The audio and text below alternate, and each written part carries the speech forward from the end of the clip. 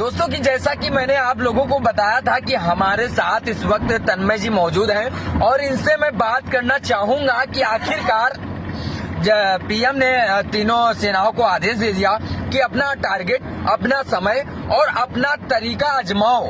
यानी कि सारी चीजों के लिए, जैसे कि सेना कहा करती थी कि अगर हमें छूट मिल जाए तो मैं ये कर डालूंगा।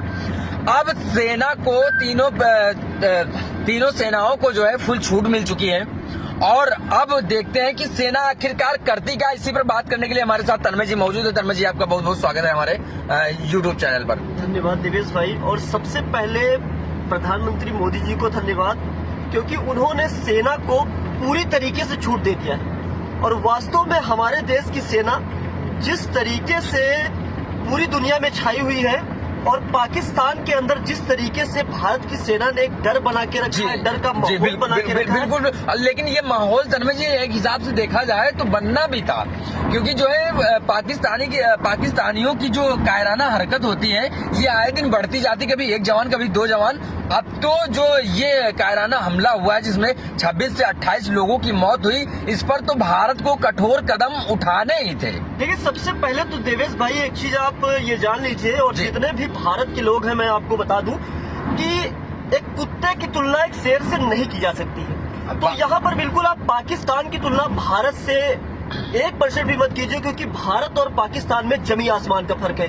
और अब हमारी सेना को पूरी तरीके से अगर छूट मिल गई है तो पाकिस्तान को इसका परिणाम भुगतना पड़ेगा। नहीं, बात तो सही है, पाकिस्तान को परिणाम भुगतना पड़ेगा। और जैसा उसने हमला जो है पहलगाम में हमला किया और 26 से 28 लोगों की जान गई, लेकिन अभी तक जो है धीरे धीरे करके अगर देखा जाए तो तन्मय जी, भारत के जो पीएम है वो काफी सहनशीलता से इस कदम को उठाए हैं और उसके बाद जो है वो अब कह रहे हैं कि अब हम बदला लेके रहेंगे। उन्होंने अभी मधुबनी में भी रैली की, वहां पर भी उन्होंने कहा, मन की बात में भी कहा कि जनता हमारा भरोसा करे, हम सबको न्याय दिलाकर रहेंगे और सबको न्याय मिलकर रहेगा।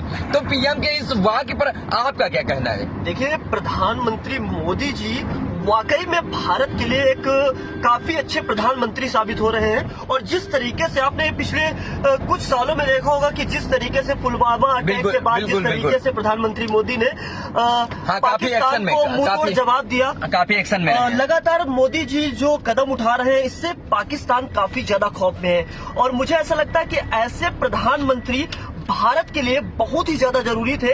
पिछले जो भी प्रधानमंत्री हुए हैं वो इतना ज्यादा एक्टिव नहीं थे, लेकिन हमारे देश के प्रधानमंत्री इस वक्त जो है मोदी जी, वो वाकई में काफी अच्छी तरीके से काम कर रहे हैं। और मुझे ऐसा लग रहा है कि मोदी जी ने जो काम किया है, सेना को छूट दी है, ये वाकई में काफी अच्छी बात है और काफी बड़ी बात है। लेकिन जो अभी बात करें कि जो पंजाब के जो है पंजाब में जो बीएसएफ जवान था उसको पाकिस्तानी रेंजर्स जो है पकड़ ले गए। उसके बाद से जब फर्स्ट राउंड फ्लैग की जो मीटिंग हुई उसमें बताया गया कि जो है वो पाकिस्तानी उस रेंजर जो अपने यहाँ के सेना के बीएसएफ को पकड़े थे, जवान को पकड़े थे, उसको मना कर दिए छोड़ने के लिए। उसके बाद अभी तक खबर ये भी निकल कर आ रही कि थ्री राउंड फ्लैग जो है मीटिंग हो चुकी है, लेकिन अभी पर इस पर कोई निष्कर्ष नहीं निकला है कि आखिरकार पाकिस्तानी उस जवान को कब छोड़ेंगे। और हालांकि जानकारी के मुताबिक ये भी बताया जा रहा है कि उसकी जो पत्नी वो पठानकोट पहुंच चुकी है उन आला अधिकारियों से बात करने,